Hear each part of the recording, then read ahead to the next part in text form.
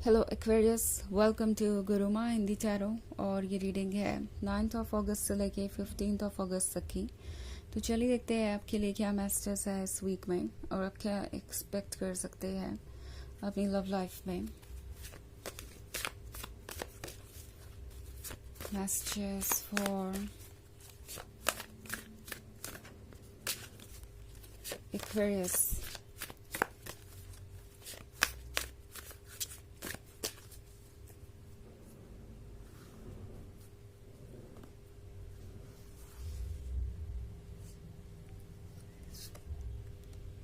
Daughter of Knives, 10 of Skulls, 8 of Scepters, 7 of Skulls, and 4 of Grails. Okay, so 8 of Scepters का card यहाँ पे I think कोई ये सोच के डर रहा है कि इस रिलेशनशिप में आगे क्या होने वाला है, आप उन्हें कैसे ट्रीट करने वाले हैं, या उन्हें क्या आप पे ट्रस्ट करना चाहिए। बिकॉज लगता है जैसे आप में से ज़्यादातर लोगों के लिए ये एक नया रिलेशनशिप है और ये पर्सन यूजुअली कभी किसी के इतने क्लोज आया ही नहीं, शायद कभी रिलेशनशिप में रहे ही ना हो, और रहे भी है तो उन्होंने हमेशा वक्त लिया है लोगों को जानने समझने के लिए। बट जब बात आपकी आती है तो ये पर्सन ऐसा फील करता है जैसे कि वो वेट नहीं कर सकते आपके क्लोज आने के लिए। एंड शायद इन्हें लग रहा है कि बहुत जल्दी ही ये आपके इतने क्लोज आ गए हैं। इस रिलेशनशिप में कुछ ऐसा है जो बहुत इंटॉक्सिकेटिंग है, जो कि बहुत ज़्यादा मैजिकल है। बिकॉज आप 4 ऑफ ग्रेल्स वाला कार्ड अगर देखें तो ये पर्सन कोशिश कर रहा है कि वो किसी तरीके से इस एडिक्शन से बाहर आए। ऑलरेडी आपका लव उनके लिए एक एडिक्शन बन गया है। उन्हें लगता है कि वो वैसे नहीं रहे जैसे वो थे, उनका कोई कंट्रोल नहीं है खुद पे, और शायद वो एक ऐसे रिलेशनशिप में अपने आप को इन्वेस्ट कर रहे हैं जो कि वैसे तो बहुत एक्साइटिंग है बट लॉन्गर रन में उनके लिए अच्छा ना हो।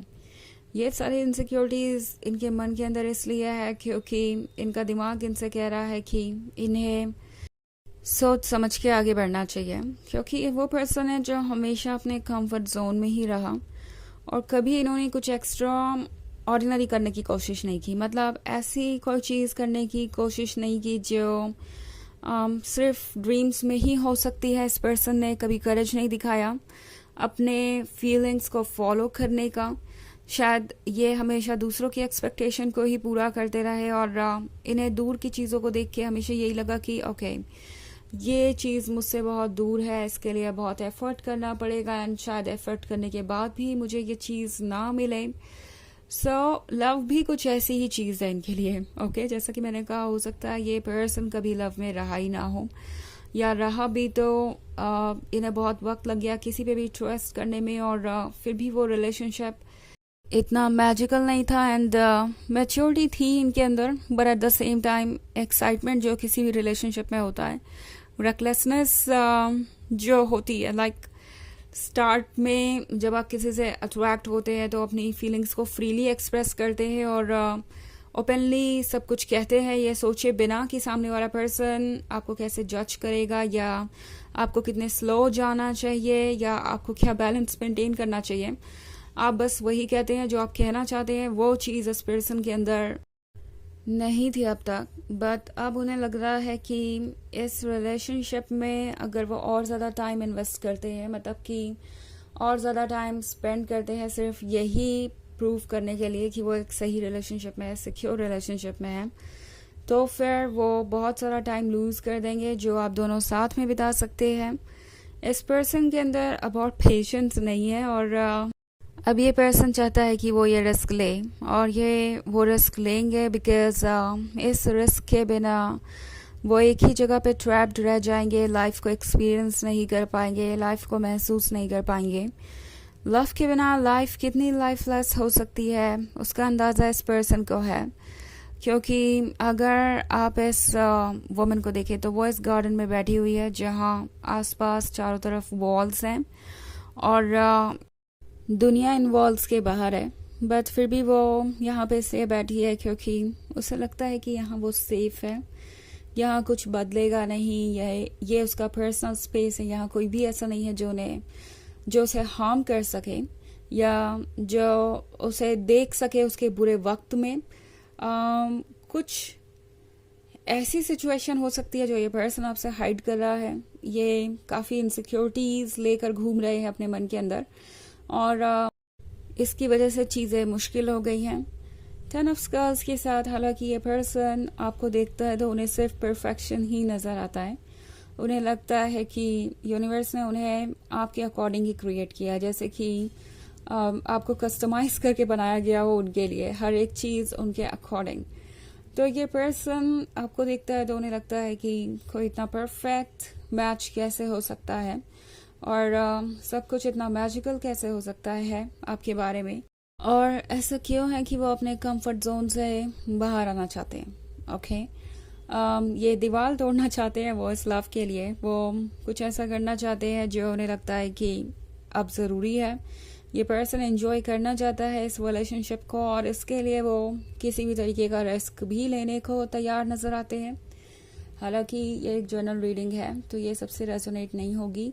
एनर्जी रिवर्स हो सकती है अगर आप क्रॉस वॉचर हैं। इसके अलावा अगर आप पिछले वीक की रीडिंग देखना चाहें तो उसका लिंक आपको डिस्क्रिप्शन बॉक्स में मिल जाएगा हमेशा की तरह। तो चलिए आगे बढ़ते हैं और देखते हैं और क्या मैसेजेस है आपके लिए। Messages for Aquarius, the hermit, 8 of Skulls, Daughter of Grails, the Empress and Lord of Skulls.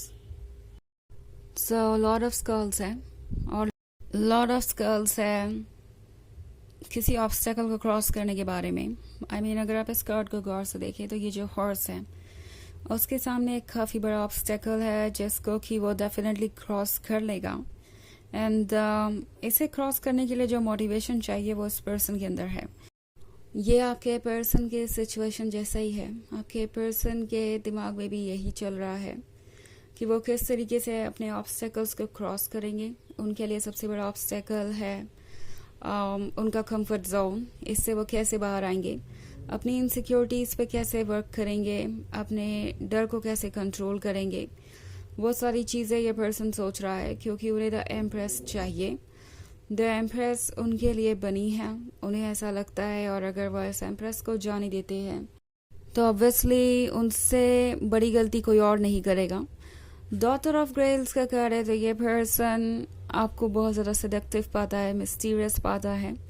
अब वो अट्रैक्शन है इनके लिए जो और कोई नहीं है। लाइक कोई भी चीज़ इन्हें इस तरीके से अपनी तरफ अट्रैक्ट नहीं कर पाई। 8 ऑफ स्कल्स के साथ इस पर्सन को ये भी लगता है कि वो जो चाहे वो मैनिफेस्ट कर सकते हैं। तो आप इनके अंदर की इनसिक्योरिटीज़ को धीरे धीरे हील कर रहे हैं। ओके, द हर्मिट के साथ ये पर्सन काफ़ी समय अकेले रहा है और ये अपने आप को अच्छे तरीके से समझते हैं। एट द सेम टाइम इन्हें ये भी लगता है कि इन्हें इस रिलेशनशिप को अपना 100% देना चाहिए बिकॉज मोमेंट्स को वो टेकन फॉर ग्रांटेड नहीं ले सकते। आज उन्हें वक्त मिला है और ये ब्लेसिंग मिली है तो उन्हें द एम्प्रेस को एम्प्रेस की तरह ट्रीट करना चाहिए और वो सारा प्यार देना चाहिए जिसकी वो हकदार है। क्योंकि एम्प्रेस का प्यार पाना और एम्प्रेस को प्यार कर पाना ये दोनों अपने आप में ब्लेसिंग है। तो चलिए देखते हैं आपके लिए ऑरेकल मैसेज क्या है।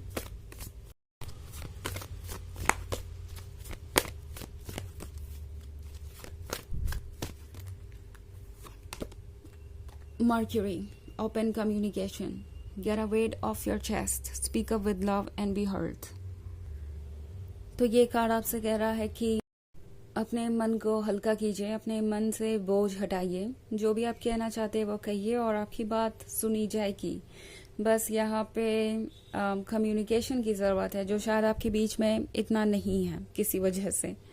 और बेसिकली इस पर्सन की हेजिटेशन इसका रीज़न हो सकती है जहाँ तक इस रीडिंग में जाहिर हो रहा है। तो ये रीडिंग थी इस वीक की। आई होप आपको अच्छी लगी होगी। Thanks for watching. Till next video, bye.